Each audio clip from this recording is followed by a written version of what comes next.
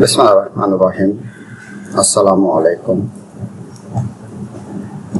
Job নম্বর 2, জবের নাম হলো preparation of DC molar 0.1 m sodium carbonate solution সম্পর্কে ধারণা। উপস্থাপনায় আমি আবু মোহাম্মদ আতিকুল্লাহ, চিফ ইন্সপেক্টর ও বিভাগীয় পদার্থ technical refrigeration and air conditioning RSA, Dhaka polytechnic institute, Tejgaon শিল্প এলাকা, ঢাকা 1208।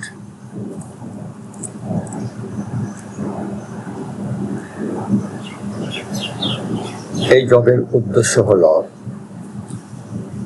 0.1 মোলার ডেসিমোলার সোডিয়াম কার্বনেটের দ্রবণ প্রস্তুত করা।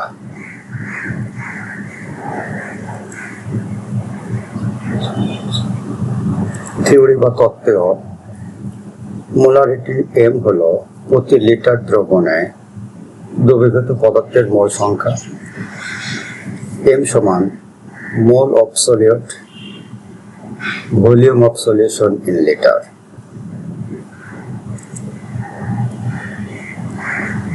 সোডিয়াম কার্বনেটের আণবিক ভর হল 106 গ্রাম পার মোল।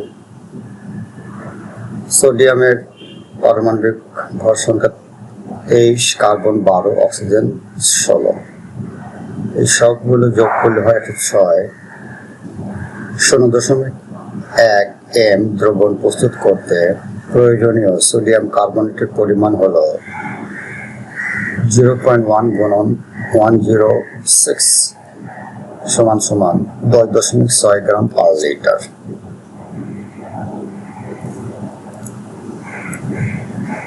প্রয়োজনীয় যন্ত্রপাতি, কি কি যন্ত্রপাতি দরকার সেগুলো হলো beaker, measuring cylinder, volumetric flask 1 litre অথবা 500 ml, glass rod, funnel, wash বোতল এবং ওয়েটিং ব্যালেন্স। আর রাসায়নিক পদার্থ বা কেমিক্যালস গুলো হলো সোডিয়াম কার্বনেট Na2CO3 এবং ডিস্টিল ওয়াটার।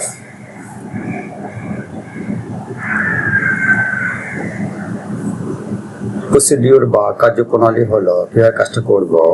প্রথমে ওজন মেশিন দিয়ে 10.6 গ্রাম সোডিয়াম কার্বনেট পরিমাপ করতে হবে। দ্বিতীয়ত একটি বিকারে কিছু ডিস্টিল ওয়াটার নিয়ে তাতে সোডিয়াম কার্বনেট দ্রবীভূত করতে হবে।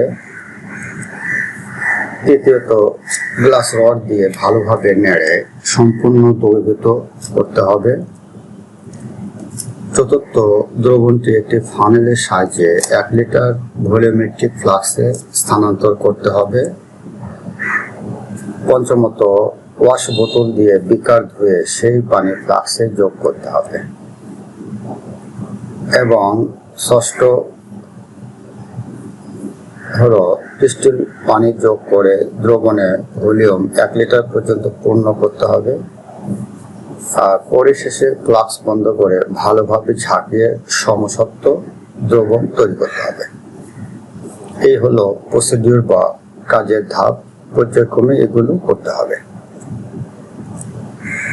তার রেজাল্ট বা ফলাফল কি হবে সেটা হলো 0.1 m সোডিয়াম কার্বনেট দ্রবণ সফলভাবে প্রস্তুত করা হয়েছে।